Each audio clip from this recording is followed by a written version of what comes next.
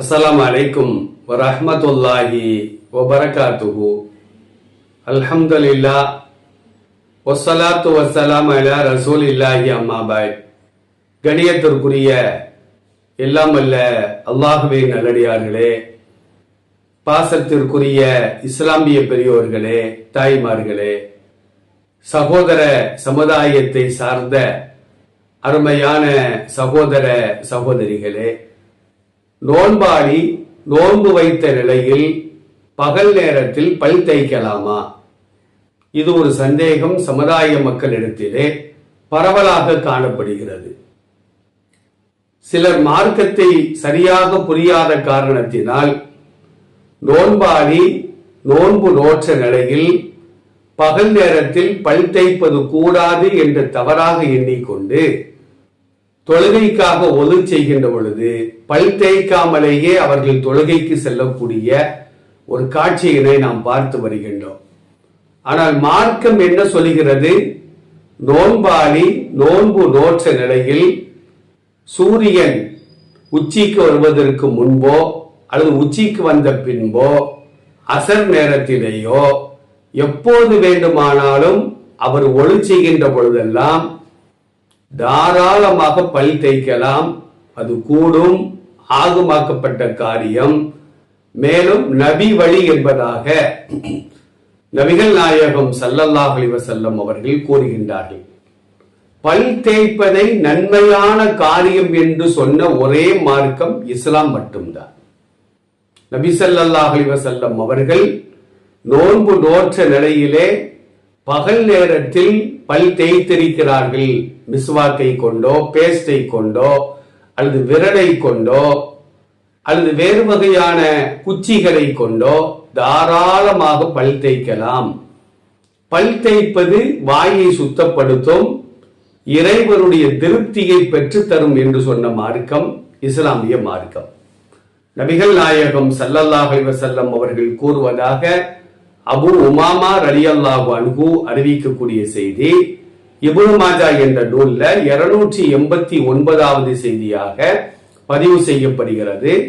பல் தேய்ப்பது வாயை சுத்தப்படுத்தும், இறைவனுடைய திருப்தியை பெற்றுத்தரும் என்று நபி ஸல்லல்லாஹு அலைஹி வஸல்லம் அந்த ஹதீஸிலே குறிப்பிடுவார்கள். அபூதாவுதுல 2366வது செய்தியாக உபைதுல்லா இப்னு ஆமிர் இப்னு ரபிஆ ரலியல்லாஹு அன்ஹு அறிவிக்கக்கூடிய செய்தி பதிவு செய்யப்படுகிறது. இவர்கள் கூறுகிறார்கள், ரஐத்து ரசூலல்லாஹி ஸல்லல்லாஹு அலைஹி வஸல்லம் யஸ்தாக்கு வஹுவ சாயிமுன். நபி அவர்கள் நோன்பு நோற்ற நிலையிலே பகல் நேரத்தில் பல் தேய்த்ததை நான் பார்த்தேன். இதைவிட வேற என்ன ஆதாரம் தேவை? நோன்பாளியுடைய வாயில ஒரு துர்வாடை வரும்.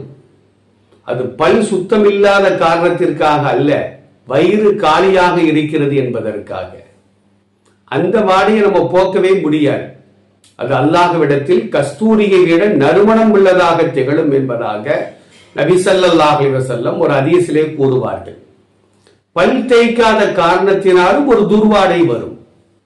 அப்ப நம்ம பல் தேய்க்கின்ற பொழுது வாய் சுத்தமாகிறது.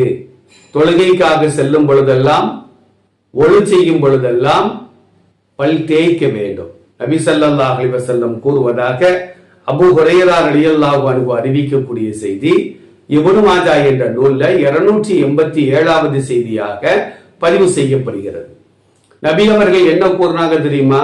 லௌலா அன் அஷுக்க அலா உம்மத்தி அவ் அலன் நாசி, என் சமுதாயத்திற்கு அல்லது பொதுவாக மக்களுக்கு சிரமமாக இருக்கும் என்று நான் கருதவில்லை என்றால் லஅமர்துஹும் பிஸ்ஸிவாகி மஅ குல்லி ஸலாத்தின் அவ் இந்த குல்லி ஸலாத்தின் அவ் மஅ குல்லி வுதுஇன். இந்த மூன்று வகையிலே சொல்லியிருக்கிறார்கள். ஒவ்வொரு தொழுகைக்கும் அல்லது ஒவ்வொரு தொழும் நேரத்திலும் அல்லது ஒவ்வொரு ஒழு செய்யும் நேரத்திலும் நான் பல் தேய்ப்பதை கடமையாக்கி இருப்பேன் என்று சொன்னார். பல் தேய்ப்பது கடமை அல்ல. கடமையாக இருந்தா நம்மள குற்றவாளி ஆகிருவோம். அப்ப அது சுன்னத்தான ஒரு காரியம்.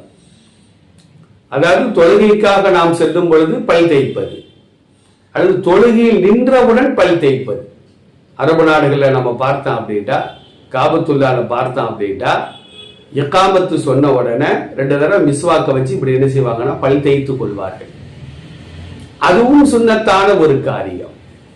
ஆக நாம பல் சுத்தமாகுவதற்கு மிஸ்வாக்கை வைத்து தேய்க்கலாம், விரலை வைத்து தேய்க்கலாம், பற்பொடிகளை கொண்டு தேய்க்கலாம், பற்பசைகளை கொண்டு நாம் தேய்க்கலாம், அல்லது ஆலங்குச்சி வைத்து தேய்க்கலாம், வேப்பங்குச்சி வைத்து நாம் தேய்க்கலாம். சில பேர் கேட்பாங்க, அதுக்கெல்லாம் ஒரு ருசி இருக்குத, அந்த ருசி வாய்க்குள்ளால போயிடாதா அப்படின்னு. தண்ணிக்கும் ருசி இருக்கத்தான் செய்யுது. நம்ம பகுதியில் தண்ணீர் மதுரமாக இருக்கிறது. கடற்கரை பகுதிகளுக்கு நாம் சென்று பார்த்தால் உப்பாக இருக்கிறது. அது என்ன வாய்க்குள்ளியா போகுது? நன்றாக வாயை கொப்பளித்து விட வேண்டும்.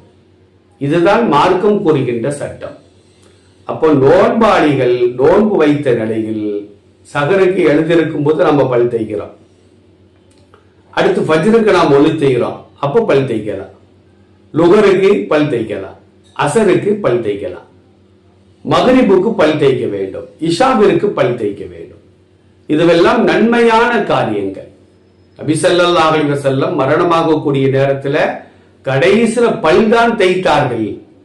தன்னுடைய மைத்துனர் அப்துல் ரஹ்மானுடைய பாக்கெட்டில் இருந்த அந்த மிஸ்வாக்கை பார்த்து கொண்டே இருக்கிறார்கள். ஆயிஷா ரலியல்லாஹு அன்ஹா அந்த ரோக்கத்தை புரிந்து கொண்டு தன்னுடைய சகோதரரின் பாக்கெட்டில் உள்ள அந்த மிஸ்வாக்கை எடுத்து தன் வாயில் வைத்து கடித்து மென்மையாக்கி பெருமானாருடைய கையிலே கொடுக்க அவர்கள் பல் தேய்த்த நிலையில் தான் மௌத்தானார்கள் என்பதையும் ஹதீஸ்களின் மூலமாக நாம் பார்த்து வருகின்றோம்.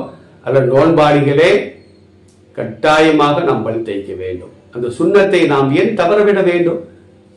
ரமலான் காலத்தில் ஒரு சுண்ணத்தை நாம் நிறைவேற்றினால் ஒரு ஃபர்லுடைய நன்மை நமக்கு கிடைக்கிறது. ஒரு ஃபர்லை நாம் நிறைவேற்றினால் 70 ஃபர்லுடைய நன்மை கிடைக்கின்றது. இந்த நன்மையை நாம் இழக்க வேண்டும். ஒளி செய்கின்ற பொழுதெல்லாம் பல் தேய்க்க வேண்டும், பல் தேய்ப்போம். அந்த நன்மையை நாம் இழந்து விடாமல் முழுமையாக பெற்றுக் கொள்வோம். அல்லாஹ் அருள் புரிவானாக. அஸ்ஸலாமு அலைக்கும் வரஹ்மத்துல்லாஹ்.